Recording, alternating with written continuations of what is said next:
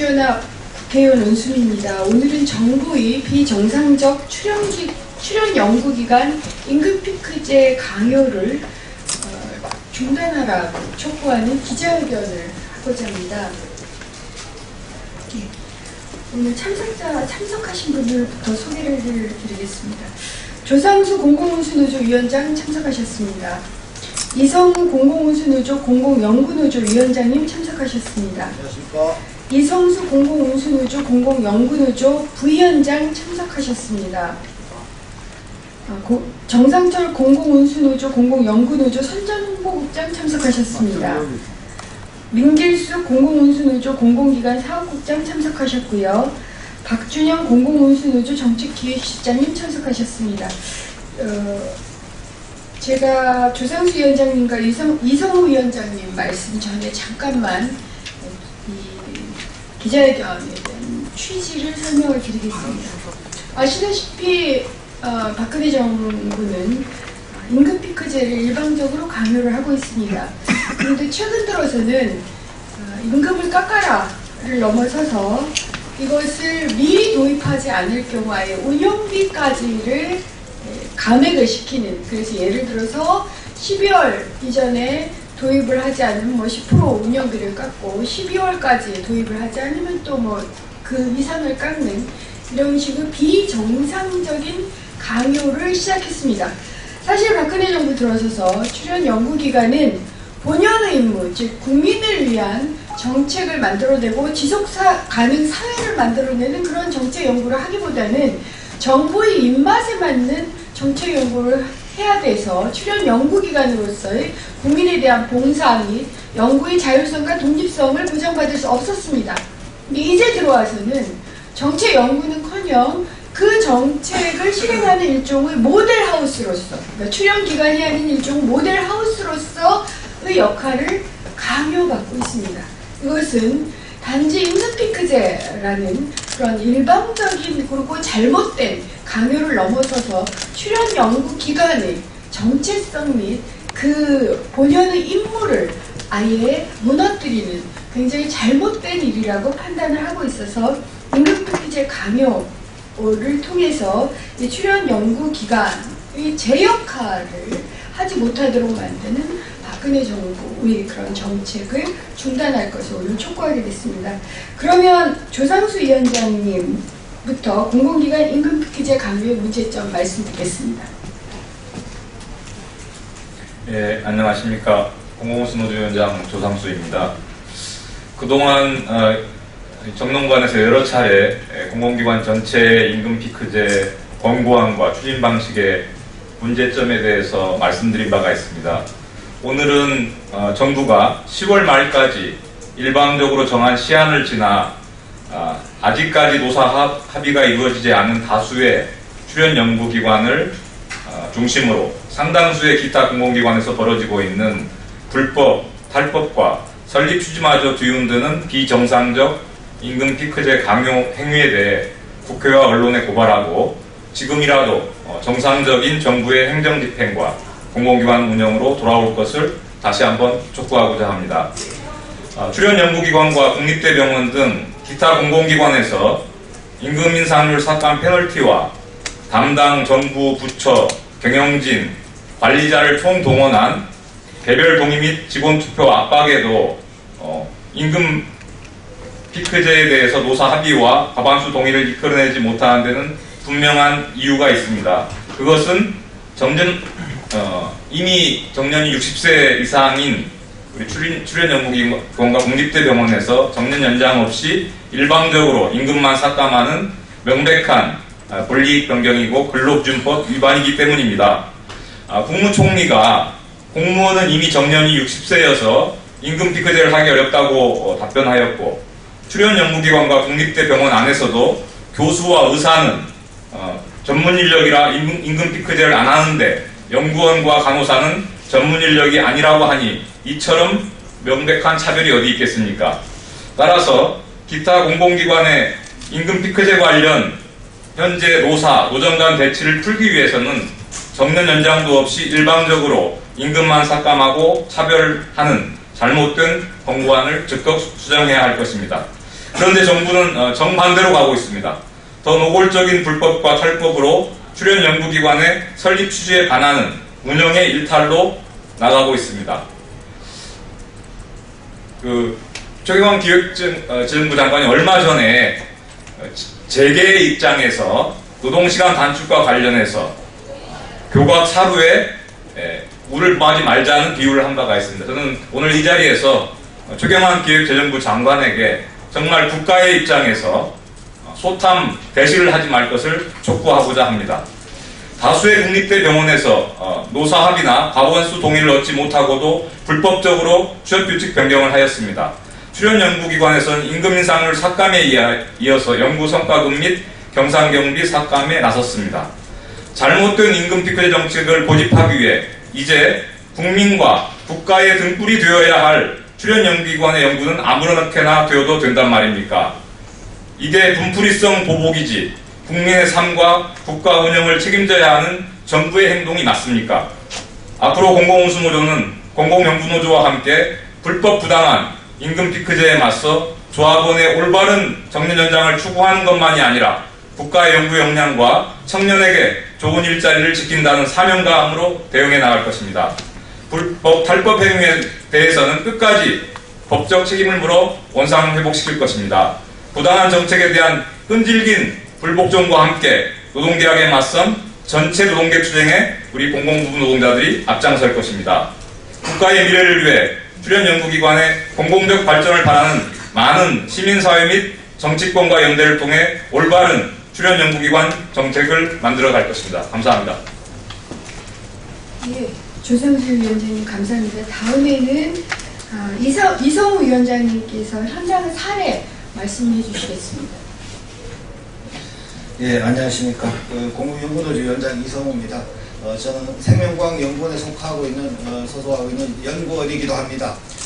이미 이 정부의 임금 피크제는 청년 고용을 창출하기 위한 것이 아니라는 게 우리 출연연 현장에서 여실히 알 수 있습니다. 여기 그러니까 국가과학기술연구의 자료에도 나옵니다만은 임금 피크제를 이렇게 강요해서 2016년에 138명을 채용한다고 이렇게 나와 있습니다. 그런데 우리 노조에서는 정말로 임금 피크제 효과를 보려면은 출연연에서 현재 연구사업비, 출연연이 수행하는 연구사업비 중에 임금비 1%만 조정해도 상향 조정하면은 750억 원을 1년에 매년 만들 수 있다 이렇게 제안을 했습니다. 그러면은 3천만 원짜리 임금비로 2,500명을 매년 채용할 수 있고요. 박사급 5천만 원 임금비를 하더라도 1,500명을 채용할 수 있습니다. 여기에 경제인문사회 연구회까지 합치면은 2,550명을 채용할 수 있습니다. 138명 채용과 2,550명의 실질적 채용 중에 어느 것이 더 나은지는 명약 관화한 일입니다. 그러나 기재부는 저희들 이런 제안을 받지 않았습니다.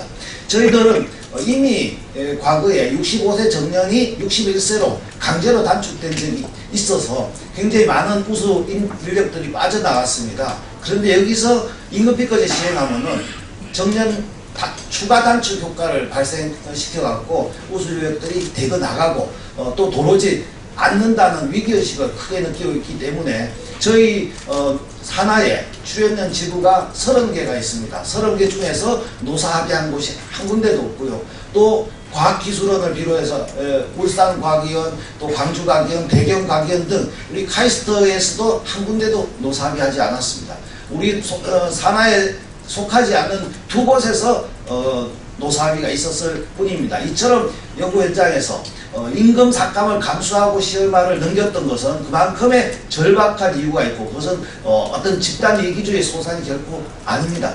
그런데 정부는 이런 것에 대해서 좀 적극적으로 전향적으로 고려할 생각하지 않고 오히려 11월까지 임금 피크제 도입에 합의하지 않으면은 경상 운영비를 10% 깎겠다고 합니다. 그리고 12월까지 안 하면은 20%를 또 깎겠다.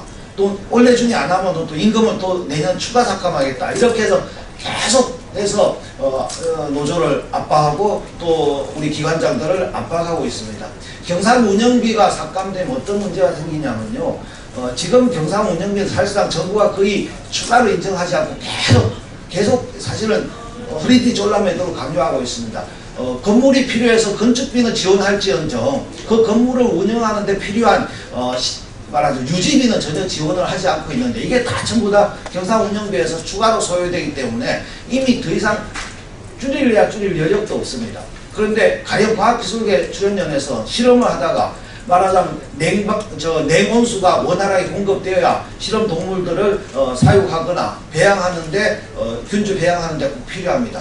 심지어는 전기료, 뭐 수도료는 뭐 그렇지 않겠죠. 전기료 부담이 커서 이런 것을 줄이게 되면은 그대로 실험에 막대한 차질이 있을 수밖에 없습니다. 게다가 요새는 출연연이 각 지방에 분원을 두고 있기도 하는데 원격실 근무하는 연구원들을 위한 기숙사조차도 추가로 뭐 건설을 할 수 없고 그렇기 때문에 그런 것도 제한하고 있기 때문에 아파트나 뭐 월세 그러니까 전세를 얻어서 일식 임시 숙소를 마련하기도 하는데 경사 운영비가 줄면은 이런 것조차 다 연구원 개인의 부담으로 가게 됩니다. 뭐 사례를 들자면 한두 가지가 아닙니다만은 이런 상황에서 정부가 노조의 아주 건설적 제안을 받아들이기보다는 계속해서 노조를 압박하고 기관장들을 매일 불러가지고 부원장, 원장급들을 불러서 빨리 안 하면 더 큰 불이익을 주겠고 심지어는 기관장 성과급을 삭감한다든지 또 연구수단까지도 어쩌면 문제가 될 수 있다. 특히 이제 항공우주연구원이나 국가핵융합연구소나 이런 거대 프로젝트를 하는 곳에서는 그 사업 수행까지도 어려워질 수 있다고 협박을 해대고 있는 상황입니다. 그러다 보니까 이미 여기 우리가 36개가 아직 이행을 정부 요구대로 하지 않고 있는데 정부는 사실은 불법적으로 노사 단협을 위반해서 단협에서 노사가 합의하도록 되어 있는데 그냥 일방적으로 동의서를 강제로 걷어들여서 과반수를 넘긴데도 정부가 다 인정하고 있는 이런 상황입니다. 이런 불법 상황을 정부는 또 어떻게 해결할 것인지 그게 대해서 이런 말고 얘기도 없습니다. 간단히 요약해서 지금 출연연 입장에서는 과학기술계 출연연 저희 산하 15개, 경제인문사회 출연연 15개가 있는데요.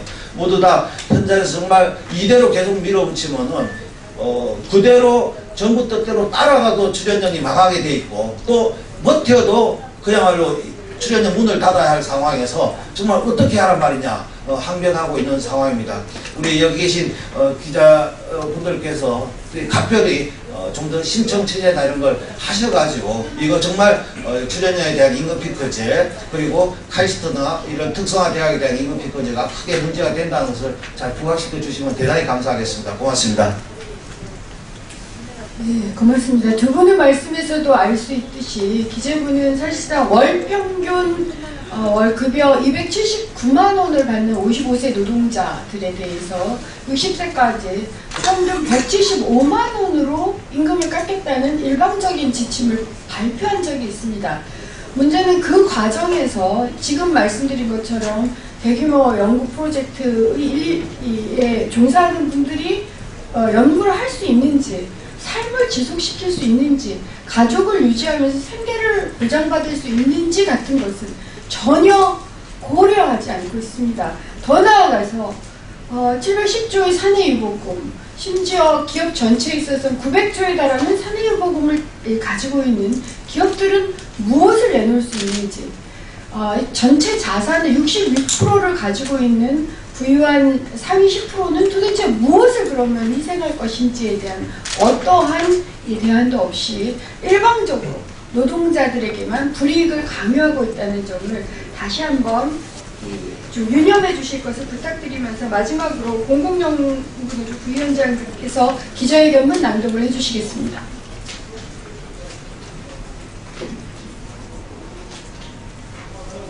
예, 공공연구노조 부위원장 이성수입니다. 기자회견문 낭독하도록 하겠습니다. 국가연구역량보다 출연연 임금 핑크제가 우선인가? 공공연구기관 망가뜨리는 노동계약 무리수 규탄한다. 정부가 강행하는 노동계약, 공공기관 정상화 대책이 점점 더 심각한 무리수로 이어지고 있다. 최근 정부가 설립한 출연연구기관을 관장하는 과학기술연구회, 경제인문사회연구회는 기획재정부의 지시로 각 산하기관에 시달한 임금피크제 도입 촉진 방안이라는 문서를 통보했다. 여기에는 임금피크제 미도입 시 임금 인상률 삭감은 물론 연구성과급과 기관의 운영경비 삭감 등 초강수를 나열하고 있다. 임금 피크제를 도입하지 않은 20개 출연 연구기관에 경상비 20%를 삭감하고 해당 기간에 지난 6일까지 구체적인 계획을 제출하라는 내용이다. 비정상의 정상화를 외쳐온 박근혜 정부가 앞장서 온갖 정상적인 것을 뒤집고 있다. 출연 연구기관은 과학기술, 경제인문사회과학 연구 역량을 축적하여 국가 발전에 기여하기 위해 설립되고 운영되고 있다. 그런데 임금 피크제 도입 여부에 따라 운영비를 삭감하여 정상적인 운영마저 곤란하게 하겠다는 것이다. 연구 성과에 따라 주어져야 할 성과급을 임금 피크제 도입 여부에 따라 삭감하겠다는 것이다. 이쯤 되면 본말 전도, 비정상이 무엇인지 명확하다.